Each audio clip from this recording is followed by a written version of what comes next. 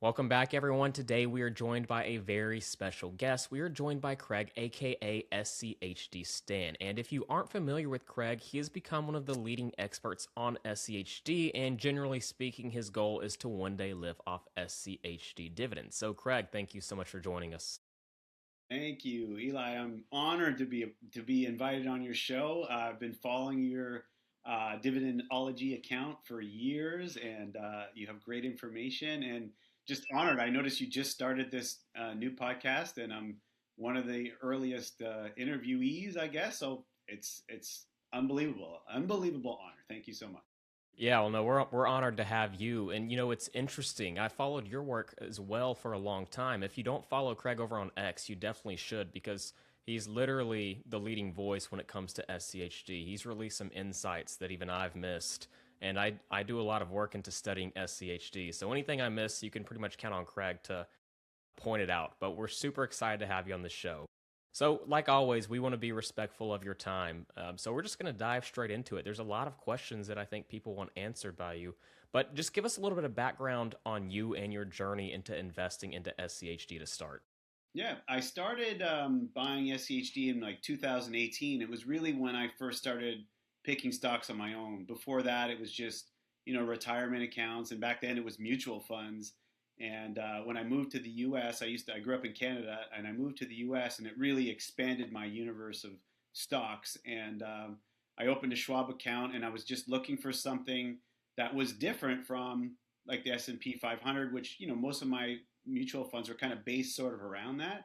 So I wanted something different. I wanted something safer, and SCHD stood out to me. And I think I really didn't truly get it until kind of the craze in 2020, 2021, when everyone got into investing, and I got crazy about it then too, about trying out different SPACs and all sort of things like that. And then Hmm. when that started kind of falling apart in late 21, early 2020, early 22, I'd already started thinking like this might end badly. I just started seeing some signs, and then I looked at SEHD and I was just like, you know what? This thing has really been chugging along this entire time.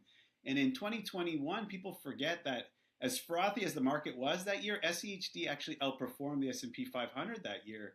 So Yeah. in this time when growth was the leading thing and speculation was the thing, SCHD was beating it, and then it looked even better when things started to go bad. It held up and kept going, and then when it finally pulled back, it started pulling back in 22. I was just like, wow, now's my chance, and I started really going heavy on SCHD when people started kind of dying on it. Like people started Right. saying, like, it's not doing as well. Like and that's how people are. When something's not doing well, they want out. Something's doing well, they want in. So I was kind of doing the opposite. I was waiting for it to pull back when I probably should have just been investing more the whole time. So I was just learning at that time. And yeah, that's what really got me going. And then talking about it all the time, I just created a persona on Twitter that was a fun way to interact with people because I started to see that, I'm all self taught in this finance stuff. So I just started realizing that, hey, because I've been following SCHD for a while, I really do understand a lot about it. And I said, I'm going to go this way, this angle, like really focus on one thing. And it worked out really well. People really, really liked what I was saying and enjoyed following it because, as you know, SCHD is very popular. And I was able to provide good insights. And with people asking me questions and just talking about it all the time, it's just made me learn more and more about it. And like you said, I've just kind of somehow turned into this expert on the topic. It's just been a really fun journey. Yeah, yeah. Well, you truly have. And, we've had some fun guests on the podcast over the last few weeks, some fund managers, some S&P 500 CEOs. But there's a reason, I asked you to be on here because you truly are the expert on the subject. What's interesting is you stated, I think you started adding shares in 2018. At the time we're recording this, SCHD just hit a new all-time high, trading Yeah. around $35.23. But back in 2018, it was closer to around $16.5 a share. So looks like you're up over 100% on your initial cost basis at this point. And obviously, that's just from the share price. That's not including dividends, which would push it significantly higher. So, congrats on all your success and being early to SCHD. And of course, like you said, it's one of the most popular funds. It recently hit 100 billion in assets under management. Looks like it's approaching 110 billion now. Now, with that background, give us a little bit of insight into what's the overall goal with SCHD. Yeah, like I've made it my goal. Like when I first in 2022, when I first started going heavy, this was pre-split, and I had, I don't know, I want to say, I can't remember. Maybe I'd have to look back. Well, let's say I had like 200 shares maybe, and I said I thought it was crazy at the time. I'm like, I want 1,000 shares in the next like year and a half. Right. And it's funny when I set a goal, I thought it was crazy. I ended up like getting that goal within like 6 months. Like it's amazing what you can do when you set a goal that feels ridiculous, right? So I started setting like a little bit goals a little further out, like let's get to 2,000, let's get to which would be three times each one now because of the split. There's a three-way split. So now I've upped that goal. I want 1 million worth of SCHD in the next, I guess it would be 2035. I set that goal in 2025. I said in 10 years. Mm-hmm.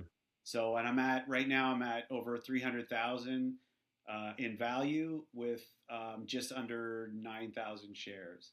So it's just, to me, it's just amazing like how important it is to set goals and make them crazy. Like make it sound Right. insane, and you never know what you can do until you really you put it on the line, right? Like you really kind of push yourself by creating like something that feels crazy. Right. I completely agree. What I think is interesting with SCHD is obviously the initial starting yield has ranged from 3 to 4% over the last few years or so. And so obviously it's a much more attractive yield than that of the S&P 500, which is the yield is at an all-time low right now, very close to around 1%. Mm-hmm. So I think initially people think of SCHD for the yield, but obviously it's the dividend growth that really makes the magic happen. And one of the things a lot of people seem to miss is what is the actual cause of that dividend growth. So I think this is where you can really provide some great insights into the methodology that provides that dividend growth. Yeah, well, SCHD is very unique. It's not like a lot of other ETFs. Just kind of they have some a real basic screening process for getting the stocks in. Like you look at like a VYM, right, the Vanguard High Yield Fund, and it really is just looking for kind of the highest yielding traditional dividend paying stocks, and that's about it. It takes like the 50% cutoff and higher of its universe, and that's it. And look how well that's done. It's actually kind of interesting how well that's done, right? But It is. there's nothing in there about dividend growth. There's nothing in there about cash flow, about debt, anything like that. Whereas SEHC has fundamental filters it uses to not only find the stocks that have growing dividends and paying a higher than normal dividend, but also do they have the fundamentals to back it up? So it looks at return on equity, it looks at cash flow to debt, and then also the yield and like I said, the dividend growth rate. It also looks for 10 years of consecutive payments.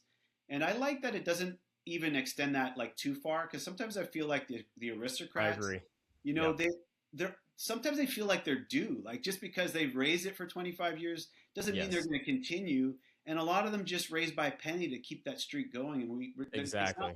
we're not looking at can they actually support this, right?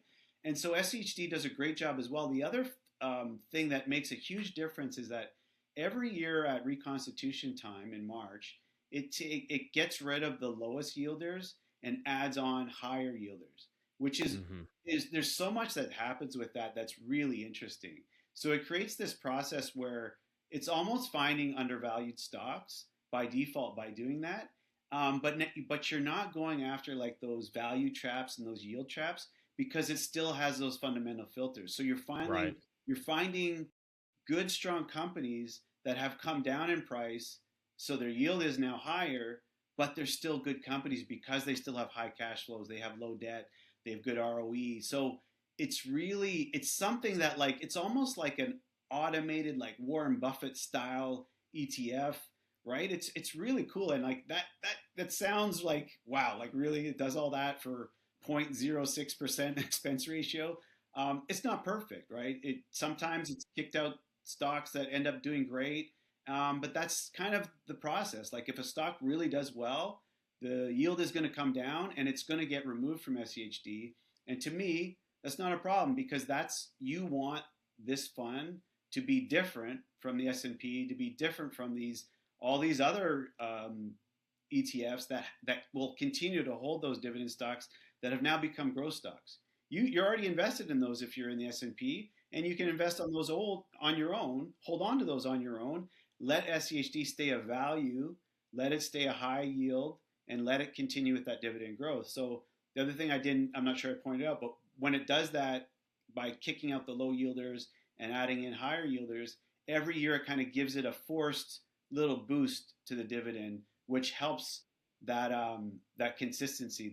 That's why for its entire history it's paid a higher dividend every year than the year before.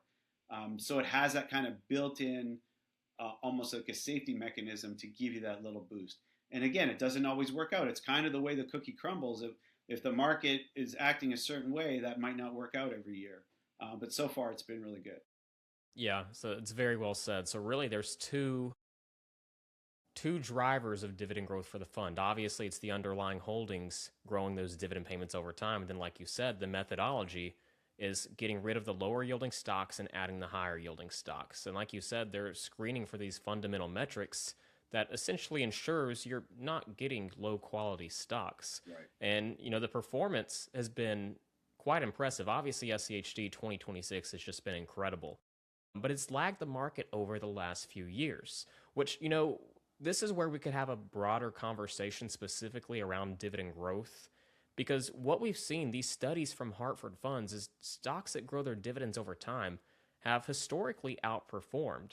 And you look at these research studies from S&P Global that backtest SCHD, the Dow Jones US 100 Index, and you see studies that show since 1998 that index has actually outperformed the S&P 500. The obvious rebuttal to that is, that was right before the dot-com crash. And that's a very fair rebuttal because it's true. But it's interesting. They run essentially the same study since 2001 after the crash, and the underlying index for SCHD still outperformed the total stock market index.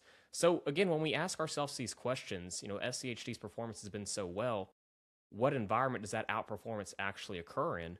A lot of the times it's during the down markets. And I think you put a great graphic out on X or Twitter the other day, kind of showing, during the down years for SCHD, it really doesn't drop that much. At least since inception, it's been quite impressive.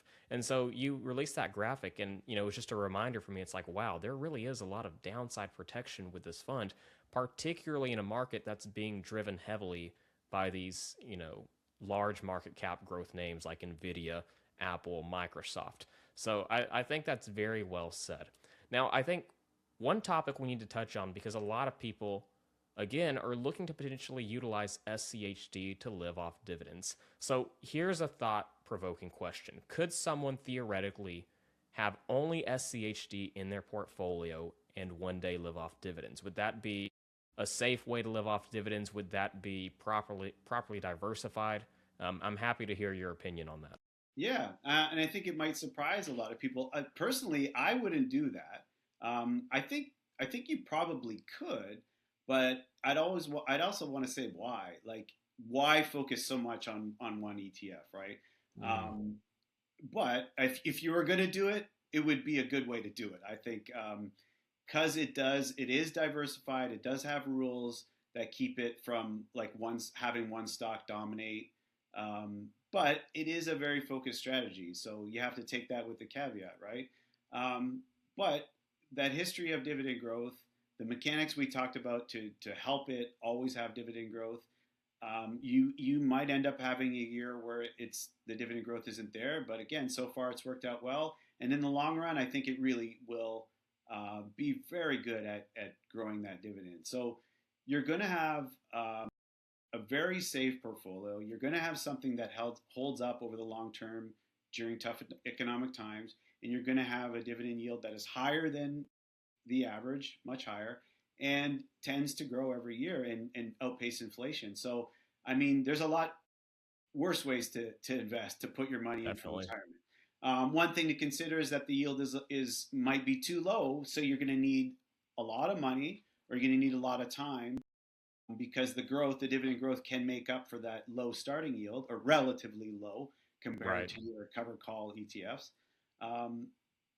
I would look at it as a part of your strategy, as a part of a portfolio where, if you want to do it all with dividends, mix in some other ETFs that might have a different I don't even want to say better price appreciation, because I honestly think that SCHD over the long run, total return, will do very well and will hang with an S&P 500. It's just going to get you there in a different way. It's not going to go way up. It's not Exactly. going to go way down. And people just look at the last few years and think like, oh no, you can way underperform. Yeah, that's going to happen every once in a while. But when you really stretch that over long periods, like that study shows, it can actually outperform. That doesn't mean it's going to outperform going forward, but it all seems to even out, right? So a lot of the ETFs that are solid and diversified will end up with a similar return, but it's how you get there.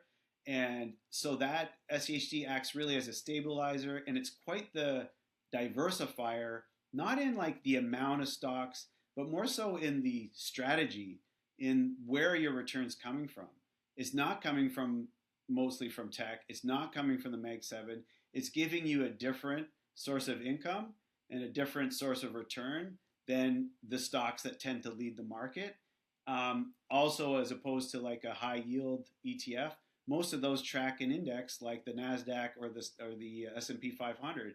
So yeah, you're Exactly. getting this great yield, but if something does happen to the market, you're really you're taking the same risk that you're taking by holding the S&P 500. So that's going to fall together. SCHD would fall as well, but it's tend to hold up much better as well. So it's good to diversify that. So long story short, use something like SCHD in retirement for that income. Gives you a really nice, stable, different source. And then you could add on other things like a high yield income covered call ETF, or sell your growth stocks. Like, so I'm doing all of those, all three of those things sort of thing.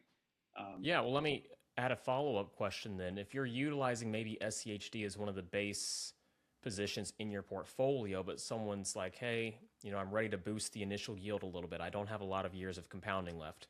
yeah. What are the high yield, potentially option income ETFs that come to mind that you think could enhance and play along nicely with SCHD? Yeah, well, one that I'm really liking right now, because I've always been of the court where I am right now. So I'm 50 years old, Right. and so I'm like 10, 15 years away from retirement, right? So I'm starting to transition, and this is one of the reasons why I'm more into SCHD than anything.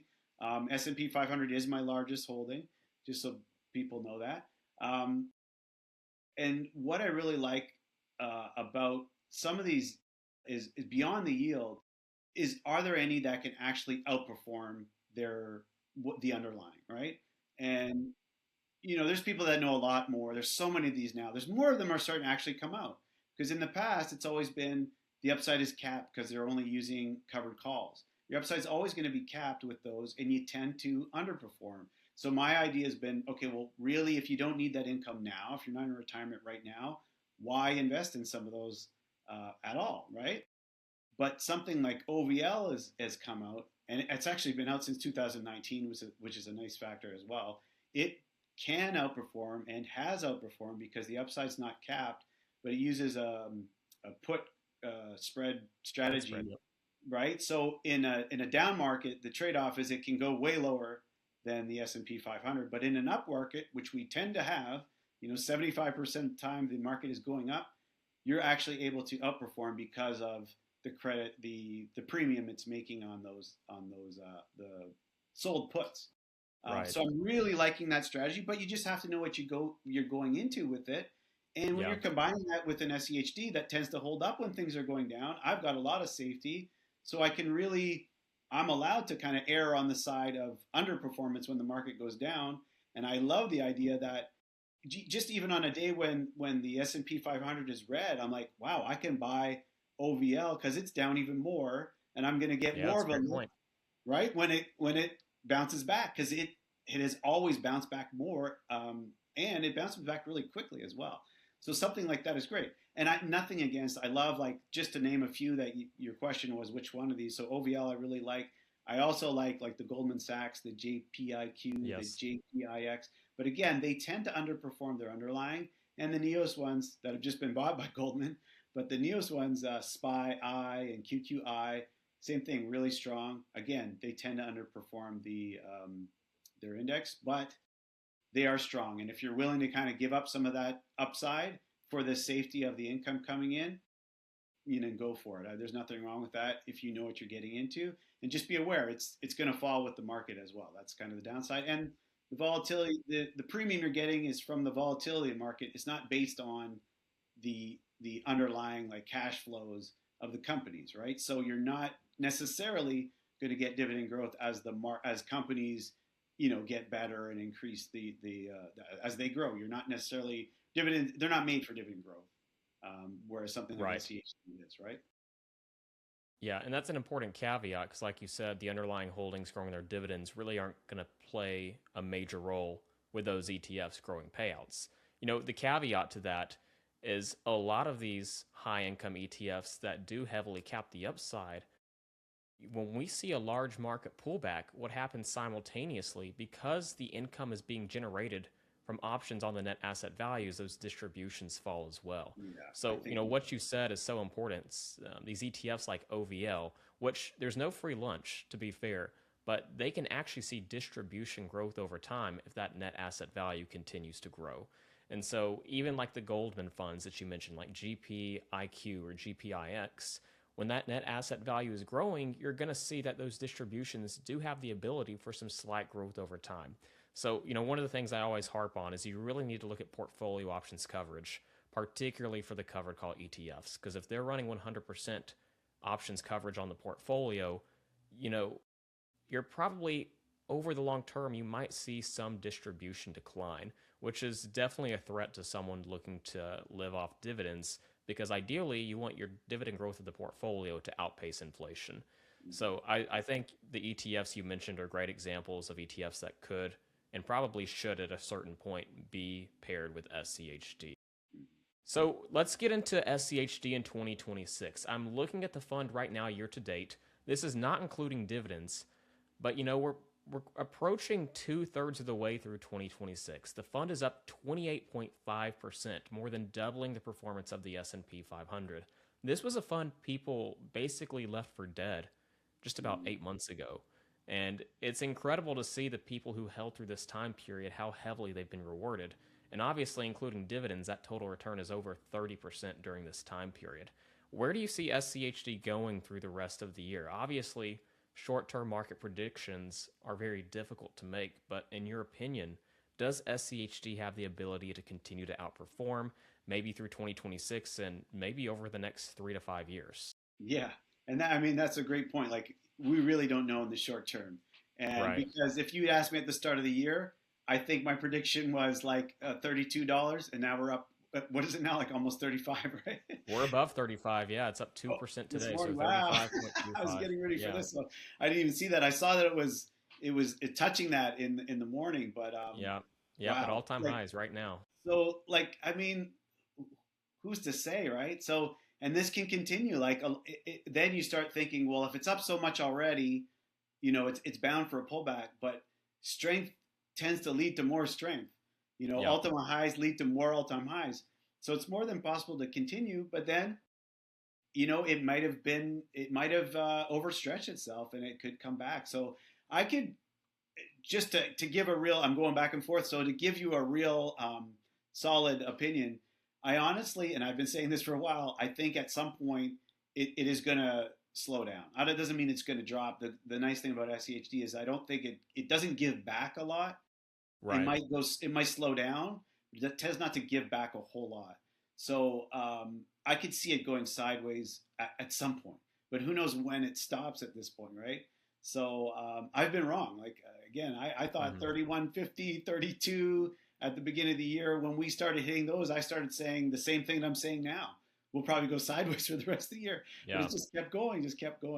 So yeah, it's tough. It's a tough thing. And this is why I love ETFs so much, because they do so much of this work for you. And when they drop, they tend to come back because the way they're self-cleaning and, always with market cap, like the best stocks rise to the top. So I really do like to invest the majority of my funds into ETFs, and it tends to work out in the long run. So, something that's really unique. Sorry. Yeah, something that's really unique, particularly about SCHD, especially relative to the S&P 500. The S&P 500 has these top 10 stocks weighting almost 40% of the entire index. The Shiller Cape ratio is basically at the same levels as the dot-com bubble. But with this methodology from SCHD, because it's recycling, getting rid of the lower yield stocks for the higher yield stocks, what really happens is the PE multiple doesn't climb a whole lot every Mm. single year. It stays in a similar valuation range, which I know you've mentioned this a lot in the past, but it makes it an incredible hedge to go alongside the S&P 500. So, I agree. You can't predict short-term price movements. It's essentially impossible, particularly with an ETF like this. Will it outperform in 2026 and beyond? Who knows what the next 6 months will look like. But if you're wanting to feel like you have an incredible hedge against, the tech-heavy S&P 500, I don't know if there's a better option. And the reality is, SCHD, like we mentioned earlier, that outperformance comes during the down markets. So it depends on the market environment. I think that's the ultimate answer. If tech runs really hard on the back end of 2026, I wouldn't expect SCHD obviously to outperform. But I think there's multiple scenarios where, despite the fact we have total returns of 30%, we could potentially see outperformance. But again, short term, it's all speculation at the end of the day. Everything you said was a great point. Who would have thought that SCHD would produce 30% total returns just, eight-ish 8 months. eight-ish months into the year? So yeah, it's been an incredible year. With that being said, you're really good at making predictions as to what the dividend growth rates for SCHD will be in advance. A lot of people follow you closely, specifically for that reason, I think. So far in 2026, despite the incredible performance, dividend growth has really been one of the lower years. So I'm interested to hear if you have any perspective, any opinion on what the total dividend growth rate in 2026 for SCHD will be. Yeah, I mean, it's still, I like to see how it, really plays out because I really do get into, when I make a prediction, it's based on actual numbers. So I do like to see it as it comes in. So don't, Right. I don't like to always throw out a number for the end of the year, but based on what's happened so far and based on the actual numbers, I can start to get an idea of what that's looking at. And I'm actually looking at my notes right now because I'm working on the Q3 payout right now. And let me see where I'm at now. I'm still early. I still need to run it again. But Q3 is looking pretty good. And with a caveat, of course, this can change tremendously based on a lot of factors that are just out of our control and just out of, not even just out of our control, but just outside of our capability of knowing. Like last quarter, it looked like, I think I predicted we'd be getting, I can't even remember now, I think a 5% increase, and it Mm, quarter over quarter, and it went down by almost 3%, I think it was. And it had a lot to do with like inflows, which I didn't even know could affect it. And it's because inflows came in really late in the quarter. So they had to spread out the dividend over more shareholders. I'm like, this is even possible, but it was very unique because it happened so late. So I'm saying all this to cover my butt, but right. this one, it should, all the dividends should get captured now. And as long as there isn't something crazy, we could be looking at over an 8% for this quarter. And then for the rest of the year, that could lead to like probably year over year, I'm thinking maybe like a 5%, Yeah. which doesn't sound amazing, but we're kind of coming out of a poor period for dividend growth. So I think I'd see that as a win for sure. So yeah, so for the rest of the year, I'd be looking at around 5%. And again, these things can really change. And I'll have a better idea. I do this every quarter. I go through the line by line, every holding, look at what the payout is, look at the percentage weight in the fund, look at the dividend increases. And it's really cool because there's so many dividend increases every year inside the fund. So it's Right, of really fun. course. I enjoy it. I have a lot of fun putting it together, but I do go like line by line and just add it all up and then divide it by the shares outstanding. And it's been very accurate until last quarter was one of my worst predictions because of this inflow thing. So it tends to Right. be And cool. that's a variable I hadn't considered in the past either. And so it was a great catch on your end. I was diving into it as well, and I couldn't quite connect the dots. And then I saw your post on that. So that was incredible insight. I'm glad you're able to call that out. I'll be sure to leave a link to your X account in the description. I know I mentioned that earlier, but if you're on X and you want to keep up with SCHD, Craig is your guy. So be sure to give him a follow there. Thank you. You're welcome. Well, Craig, let's wrap this up with one more question. This doesn't have to be a holding specifically within SCHD, but what is one equity you believe is currently mispriced? Yeah, always a tough one because we can be wrong. I'm just a guy, just another guy. Of But course. this is one that I've had a lot of history with. It was the first individual stock I bought back in 2018, and I work in marketing, and so I really understood how this company works and what a powerhouse they are in advertising and how unique they are in advertising, being able to help a small business like nobody else can. And that back then they were FB, Facebook, and now it's known as Meta. Hmm. And right now, they're going through some legal things. They're going through, people are thinking they're spending too much money on AI and they're not totally clear about what they're doing with all that spend. So, all that uncertainty has created, for me, I think, an opportunity. And it tends to keep going down more and more every day. I haven't looked at it today. So, it could get worse from here. But I also see that Facebook has been through these uncertainties before, and it always come back. I remember it was trading for around $200, and certainty came out. It went down to 150. You know, it was again back up over $200. Then it went down to like $80. You know, like it, and then Right. now, and then it got up to 700, and now we're back in the 400, 500s. Five, I think it's 500 now, right? Five something. And yeah, I Yep. just see them as they're really good at what they do. They do lose focus every once in a while. They go here and there. They try out different things, and if they don't work, they're happy to stop and pivot. And that really just gives us an opportunity to, in my eyes, to take advantage of the uncertain times and buy when they're down. Because when things are good for them, they are bringing in the cash and they're helping small businesses, which is a huge market, which other people just can't do. Like the fact that, when we talk about when we're on Instagram or we're on social media and it's like, this thing must be listening to me because I'm seeing an ad, something I just mentioned. Right. Yeah. Who do you think's behind that? That works. Right. Nobody Yep. else, people can't do it. Google can do some of it, but they're much better at attracting the small business. I've used the advertising. It's incredible. You can Right. pick the interest, the what people want, like what they're talking about, what they're thinking about, and they can show an ad to that exact person that you're looking for. Yes. You can't do Yeah. that on other platforms. It is It's incredible. not as good as they do it. It's Right. incredible, and that's behind all this other noise. So I just always remember that. I always remember what they've done in the past and how they always get through it. And I plug my nose. It feels awful. And you I go. feel bad, and I buy some. So yeah, I've been buying it. Volatility So I'm wise, backing it up. definitely the opposite of SCHD. It So, is. Yeah, and that's yeah, that's one thing I can take some risk because I have that kind of solid chunk of SEHD in my right. corner, kind of stabilizing things. And I might have said it earlier, like I was maybe more vague, but that's why SHD works for me so well because I do have a lot of Mag 7 big winners and I have a lot in the S&P 500 and this is my like backup against all of that. Yes. So build your ETF base.